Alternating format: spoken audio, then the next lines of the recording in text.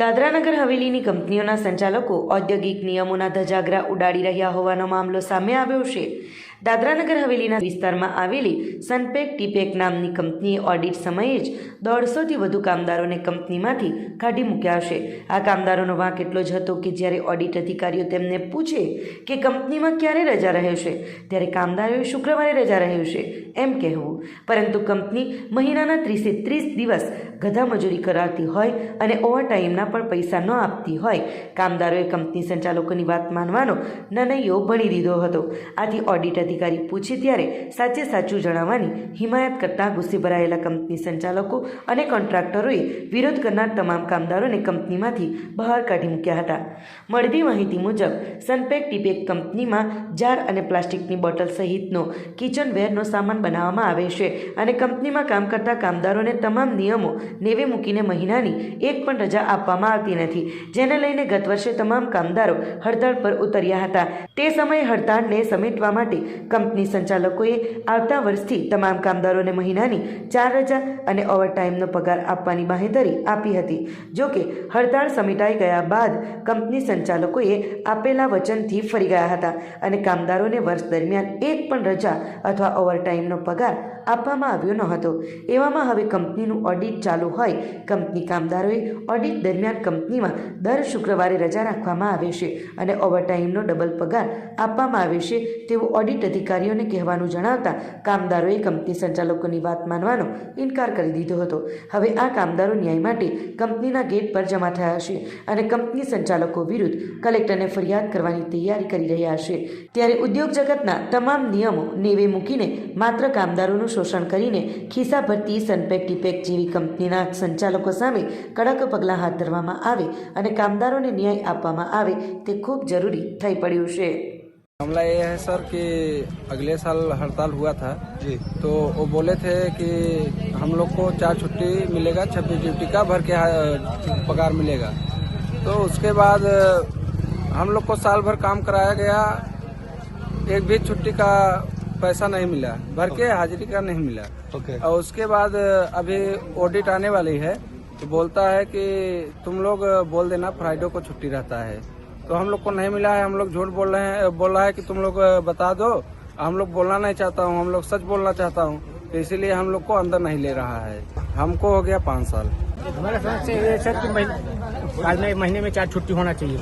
ऐसे बोले कि कथी मीटिंग एक दिन किए कि कथी एक बड़ा ऑडिट आ रहा है हमारे कंपनी में। आज सबको समझाया गया मीटिंग में कि अगर कुछ पूछेगा तो बोलने के महीने में 4 छुट्टी दिया जाता है। झूठ क्यों बोला जाए हम? सही बात। पगार जो छुट्टी रहता है 30 दिन का 4 छुट्टी देना चाहिए। अगर अच्छा बोल रहे हैं तो पगार भर के हमको चाहिए, 26 दिन का भर के पगार, और जो छुट्टी देंगे उसका डबल पगार 4 दिन का। अभी हम कलेक्टर ऑफिस जा रहे हैं, क्या करें? हमें 15 साल हो गया सर। सर हमको हो गया 1.5 साल। हम लोग ये बोल रहा है, ये सब सच, यह मीडिया बोल रहा हूँ तो हम लोग को निकालने का धमकी मिला है। तुम लोग आवाज उठाएगा तुम लोग को निकाला जाएगा कंपनी से। राणा साहब, मनीष राणा आवाज जो उठाएगा उसको निकाल दिया गया। अभी कंट्रैक्ट वाला बोल के गया सुबह की इलाहाबादी को निकालना पड़ेगा कंपनी से। ये लोग आवाज बहुत उठाता है, झूठ नहीं बोलता कंपनी। पांडे बाबूराज आशुतोष त्रिपाठी पांडे।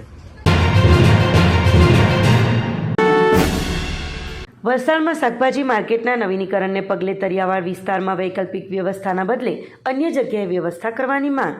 વલસાડ નગરપાલિકા દ્વારા સંચાલિત ન્યૂ શાકભાજી માર્કેટમાં હાલ દુકાનોનું કામ શરૂ કરવા જઈ રહ્યા છે।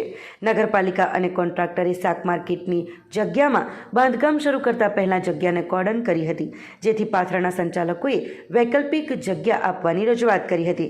હાલ નગરપાલિકા દ્વારા તરિયાવાડ વિસ્તારમાં પાથરાના સંચાલકો માટે બેસવાની વ્યવસ્થા કરવામાં આવી હોવાનું જાણીને પાથરાના સંચાલકોએ નગરપાલિકાના આ નિર્ણયનો વિરોધ કરી અન્ય કોઈ જગ્યાએ વૈકલ્પિક જગ્યા આપવાની રજૂઆત કરી છે।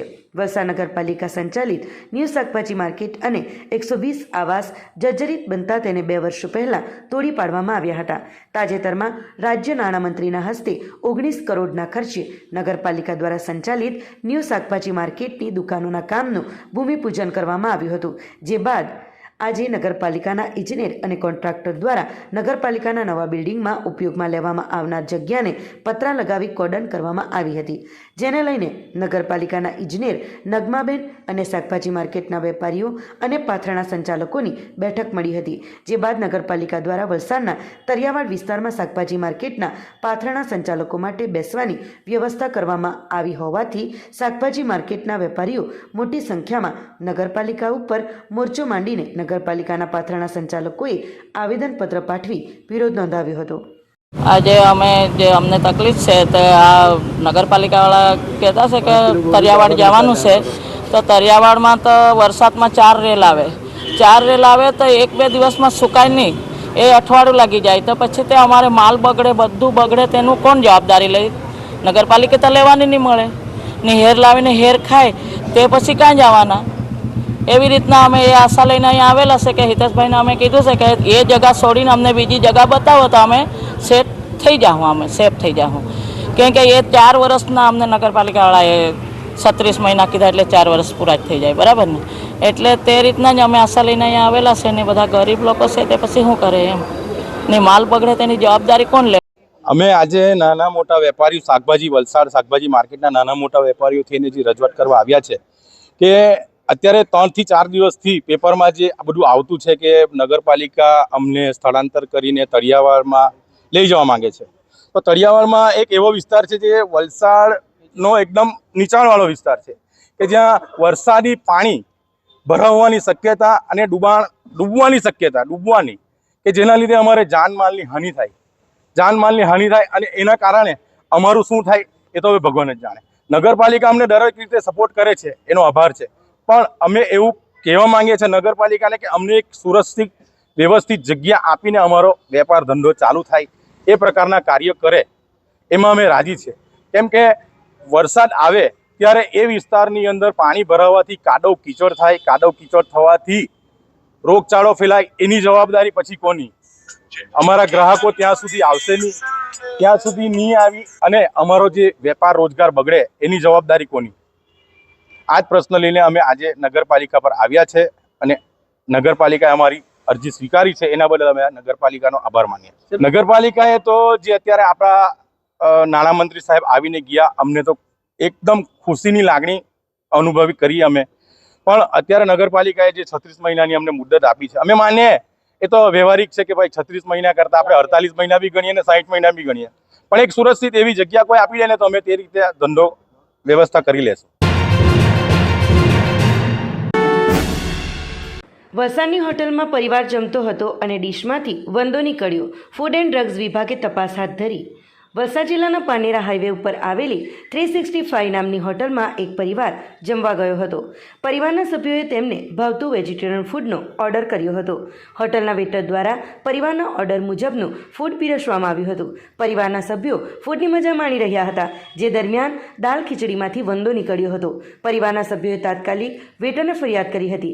મેનેજરને ફરિયાદ કરતા જાગૃત નાગરિકને કોઈ યોગ્ય જવાબ મળ્યો ન હતો. છેવટે જાગૃત નાગરિકે વલસાડ ફૂડ એન્ડ ડ્રગ વિભાગમાં ટેલિફોનિક ફરિયાદ કરી હતી. સાથે જ હોટલનો વિડીયો સોશિયલ મીડિયામાં વાયરલ કર્યો હતો. જે ફરિયાદના આધારે ફૂડ એન્ડ ડ્રગ વિભાગની ટીમે રવિવારે પાનેરા હાઈવે ઉપર આવેલી 365 હોટલમાં આકસ્મિક ચેકિંગ હાથ ધર્યું હતું.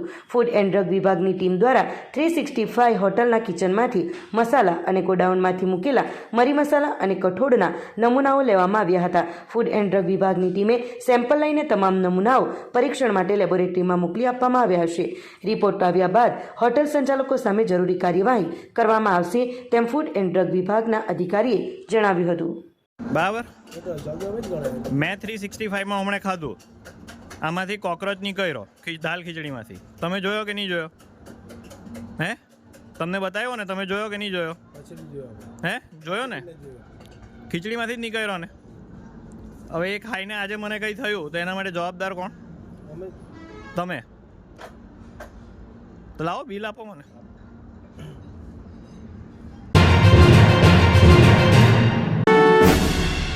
વલસાડના હાલર રોડ પરથી આધાર કાર્ડનો જથ્થો મળી આવતા પોલીસે કેર સંચાલકની પૂછપરછ હાથ ધરી હતી.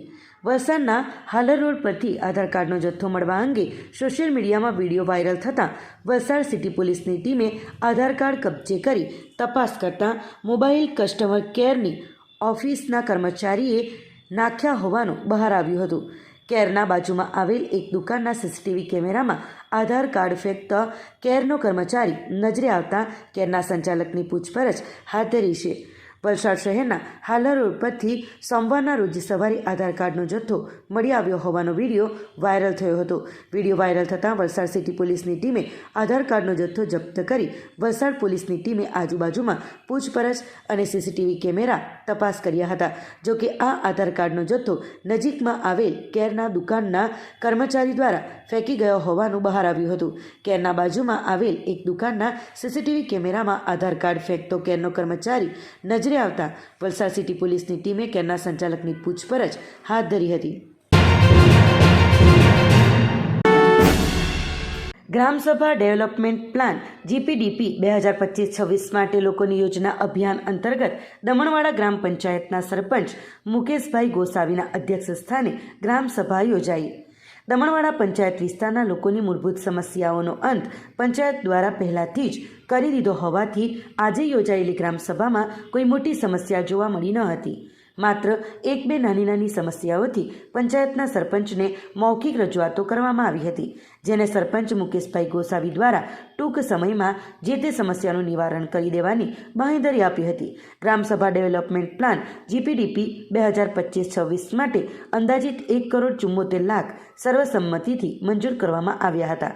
દમણવાડા પંચાયતના સરપંચ મુકેશભાઈ ગોસાવીની અધ્યક્ષતામાં મળેલી ગ્રામસભામાં જિલ્લા પંચાયતના પ્રમુખ જાગૃતિબેન પટેલ, ઉપપ્રમુખ બાબુભાઈ પટેલ, વિકાસ ઘટક અધિકારી મિહિરભાઈ જોશી, દમણવાડા પંચાયતના જિલ્લા પંચાયત સભ્ય ફાલ્ગુનીબેન પટેલ, દમણવાડા પંચાયતના ઉપસરપંચ મિલિંદભાઈ પટેલ, વિવિધ સરકારી વિભાગના અધિકારીઓ સહિત ગ્રામજનો મોટી સંખ્યામાં ઉપસ્થિત રહ્યા હતા.